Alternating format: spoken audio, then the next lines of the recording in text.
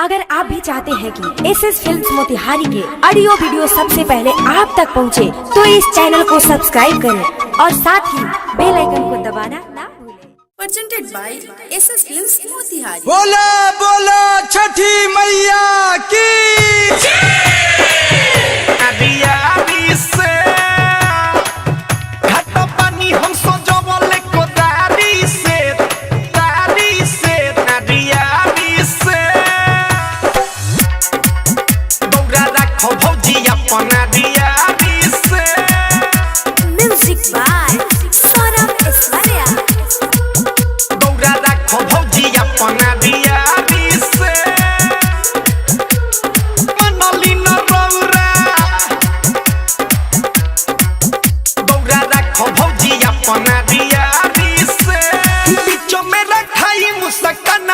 सच्चे को होता नहीं बत मनली न रौरा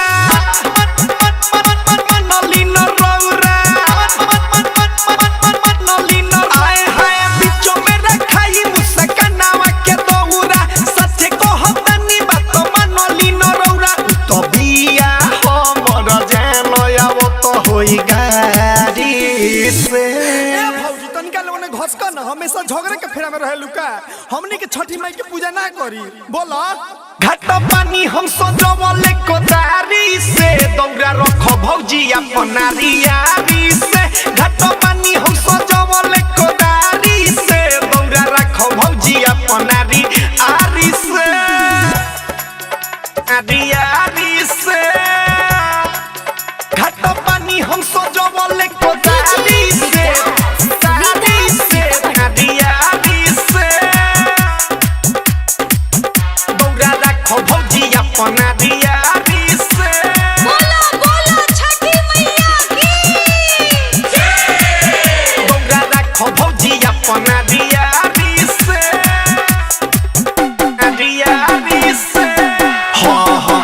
भौजी तू हो छिकोलो बाजा गहाऊ हो छिकोलो बाजा गहाऊ हो छिकोलो बाजा गहाऊ तनी दूरे रहा हल्ला न कर भौजी तू हो छिकोलो बाजा गहाऊ हो छठी माई के मिलके और गदी हो मुगल बार सूरज हो एही जाऊ बैठेला ठनले पूजा पाठ नहीं देखली कहबो उ तो पिछाड़ी से सब हमरा प्यार के बीच में तू दरार बन गइल बारू हमनी दोनों गोरा के बीच में झगड़ा करैबू हां घाट पानी हम सजवले कोदारी से दौरा रखो भौजी अपना रियारी से घाट छिलो के बनवनी कोदारी से दौरा रखो भौजी अपना रियारी से रियारी से हम सजवले कोदारी से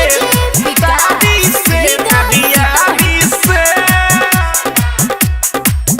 दौरा रखो भौजी अपना रियारी से Saurabh digital recording studio Patna दौरा रखो भौजी अपना रियारी से रियारी से हाँ हाँ खसल बा संजय सराबी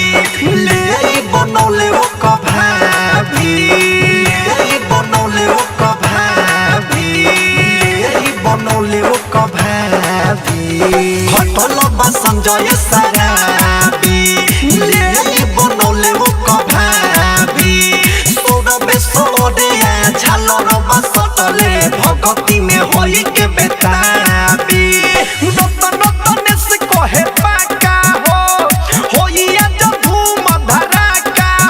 छुड़ो छुड़ी बमौड़ी फूल झड़ी भिउरिया गाड़ी डिजिटल रिकॉर्डिंग स्टूडियो मोतिहारी। तो तू ऐसा ये हमरा से झगड़ा करो आ हमर माथा लोहरी बत तोरा दौड़वा के जगह हम एगो फटाका उड़ा देम बत तोरा पता चल जाई समझलू।